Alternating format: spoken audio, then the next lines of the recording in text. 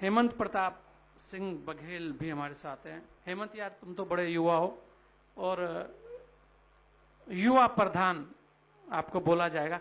क्या सोच के आप प्रधान का चुनाव लड़े और क्या लगता है आपको कि आपको क्यों आना पड़ा इस फील्ड में? सबसे पहले तो नेटवर्क 10 का बहुत बहुत धन्यवाद और आपका बहुत बहुत धन्यवाद कि ग्रामीण भारत के ऊपर आपने चर्चा का विषय रखा, तो आपका बहुत बहुत धन्यवाद करता हूँ। धन्यवाद। मैंने ये बात सही है कि जब मैं प्रधान बना था तो 21 साल की उम्र में मैं प्रधान बना चुना गया था और काफ़ी अच्छे मार्जिन से भी जीत हुई, सबका सहयोग रहा। अब इसमें आना इसलिए पड़ा क्योंकि शुरू से ही ग्रामीण क्षेत्र से जुड़ा हुआ रहा हूँ, पारिवारिक भी ग्रामीण क्षेत्र से जुड़ा है।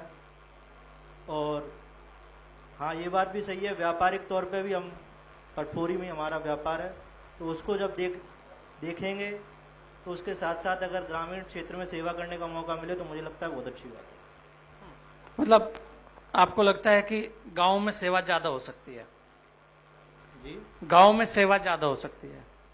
नहीं, सेवा तो हर जगह हो सकती है, लेकिन जब अपना कर्म भूमि और जन सेवा का जगह एक ही है तो मुझे लगता है उसमें तालमेल सही बैठ जाएगा मेरे। क्या क्या काम आपको लगे जो आपको आपको कराए आपने? कौन कौन से ऐसे बड़े काम आपने किए? काफ़ी काम हुए हैं मुझे लगता है, जिसमें आरआरसी सेंटर है, चाहे प्राथमिक विद्यालय है नया हम्म। कटपुरी का, या स्वास्थ्य केंद्र भी नया बनाया कटपुरी में, और लगभग प्रत्येक गली या जो कहेंगे मार्ग है वो पक्का है। अच्छा, एक और प्रधान के सामने कितनी चुनौती आती है इस चीज की कि ये सड़क यहाँ बननी है, उसके लिए फंड की व्यवस्था करनी है? नहीं, फंड तो ऊपर से आता ही है, सरकार की तरफ से फंड तो आता ही है। हम्म। समस्या भी आती है, लेकिन मैं समझता हूँ कि अब जब हम लोग मिल के बैठ के बात करेंगे तो कहीं ना कहीं उसका हल भी निकल ही आता है मुझे लगता है। और अगर ये नहीं होता तो मुझे नहीं लगता कि जब 2021 से आज 2026 चल रहा है तो तमाम कार्य हुए हैं वो कहीं ना कहीं सभी के सहयोग से और सभी के सामंजस्य से ही हुए हैं मुझे। अच्छा अहमद भाई, एक चीज बताइए आप कि क्योंकि आप एक युवा हैं, क्या आपको लगता है, एक बात हम कर रहे थे पहले भी, प्रधान जी यहाँ बैठे हुए थे उनसे भी कर रहे थे हम, कि प्राइमरी स्कूल को आज जो है वो ऐसा देखा जाता है कि भाई हम अपने बच्चे वहाँ नहीं पढ़ाएंगे, हम अंग्रेजी कोई स्कूल है या प्राइवेट कोई स्कूल है वहाँ पे पढ़ाएंगे। उसे लेकर कुछ सोचा आपने कि उस पर? आपके यहाँ प्राइमरी में कितने बच्चे होंगे? हमारे यहाँ 2 विद्यालय हैं और दोनों में 150 प्लस बच्चे हैं। जी। जी, तो उसके लिए कुछ सोचा? जी, उसके लिए सोचा है हमने। उसमें जो भी सुविधा समय रहते बदलाव करना पड़ता है वो कर रहे हैं, जैसे प्लेग्राउंड की व्यवस्था करवाई गई है, या उसमें स्मार्ट क्लासेस अभी आने वाले समय में जुड़ने वाले हैं, या फिर मिड डे मील एक योजना जो चली रही है उसको और बेहतर तरीके से हम कैसे कर सकते हैं ताकि बच्चे थोड़े प्रभावित हों। शिक्षक ठीक आते हैं? शिक्षक तो स्वाभाविक बात है अच्छे ही आ रहे हैं, क्योंकि तमाम परीक्षाएं अब सरकार मैंडेटरी कर रही है, तो जब इतना मेहनत करके कोई शिक्षक आएगा तो वो अच्छा ही होगा। हमारे ऊपर है कि हम उनको कैसे और अच्छी तरीके से यूज़ कर सकते हैं, उनकी योग्यता को कैसे यूज़ कर सकते हैं, ये कहीं ना कहीं हमारे और ग्राम के लोगों के ऊपर भी डिपेंड तो करता आपको है। लगता है कि उनको आप उनका जो शिक्षा का स्तर है जो प्राइमरी स्कूल का, उसे आप सुधारने की तरफ जाएंगे? कुछ उसमें कुछ नयापन लेके आने का प्रयास है? जी बिल्कुल है। और उसमें जब 2021 से मैं जब अपना कार्यकाल जोड़ूं तो उसमें छात्रों की संख्या बढ़ी ही है, और वो इसलिए बढ़ी है क्योंकि वहाँ पे जो शिक्षक हैं वो मेहनत कर रहे हैं। खेल कूद की जो तमाम प्रतियोगिताएं होती हैं मंडल स्तर पे या जिला स्तर पे, उनमें बच्चों को भाग लेने के लिए उत्साहवर्धन कर रहे हैं, और जिसमें वो जीत भी रहे हैं या भाग कर रहे हैं तो कहीं ना कहीं उनका कॉन्फिडेंस बिल्डअप होगा। जब कॉन्फिडेंस बिल्डअप होता है तो कहीं ना कहीं उनकी रुचि बढ़ेगी, और उनके प्रति जो है जो भी वो लोग ज़्यादा से ज़्यादा कर सकेंगे वो कर रहे हैं, मुझे ऐसा लगता है। वर्षा के जल को संचय करने के लिए क्या करते हैं आप? वर्षा की जल का स्वाभाविक बात एक बड़ी समस्या है रहती है ग्रामीण क्षेत्रों में, और चूंकि ज़्यादातर मैं समझता हूँ ग्रामों में जो तालाब हैं वो अपने रकबे से कम ही मिलते हैं ज़्यादातर। मैं सबकी बात नहीं कर रहा हूँ, लेकिन जितना मैंने देखा है मैं उनकी बात कर रहा हूँ। तो जैसा कि आपने कहा कि उनको खाली कराना एक बड़ी चुनौती रहती है, लेकिन उनको सफाई के माध्यम से या उनमें जैसे भी हम लोग को सफाई के माध्यम से, चाहे उनको नीचे से और ज़्यादा खुदवा के जैसे उनकी कार्य क्षमता बढ़ा सकते हैं, तो उससे कहीं ना कहीं मैं समझता हूँ कि उसमें सुधार आएगा और समस्या का हल भी मिलता ही रहेगा। अब गांव में रोजगार की स्थिति क्या है युवाओं के लिए?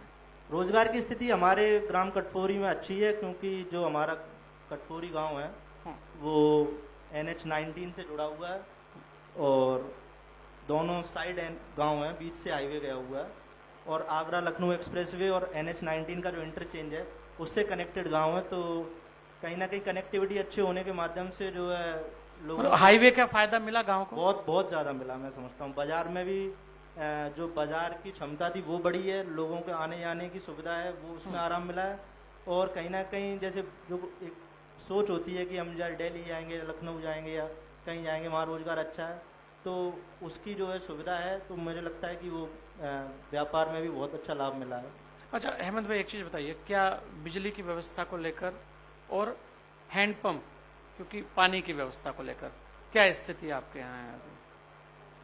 हैंडपंप तो आज की वाटर लेवल के देखते हुए हैंडपंप ज़्यादा मैं समझता हूँ सफल नहीं है ग्रामीण क्षेत्रों में, क्योंकि मैं अपने ग्राम कटपुरी से लेता हूँ तो करीब 300-350 पे वाटर लेवल है। तो हैंडपंप चल रहे हैं लेकिन उतने सुचारू रूप से नहीं चल पाते हैं।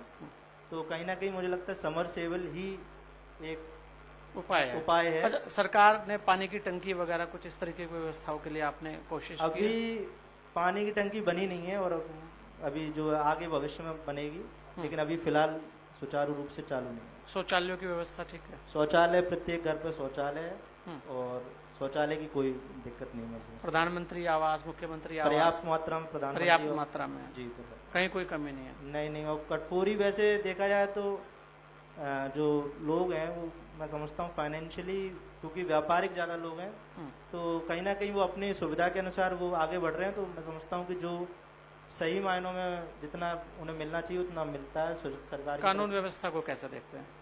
कानून व्यवस्था तो स्वाभाविक बात है अच्छी होगी समय के साथ साथ, क्योंकि जैसे शिक्षित लोग शिक्षित हो रहे हैं, या शिक्षा एक ऐसी चीज़ है जो सही और गलत में अंतर हमें पहचानने का वो देती है। तो कानून व्यवस्था तो समय रहते अच्छी होगी, उसमें मैं समझता हूँ उसमें कोई ऐसी बात नहीं है।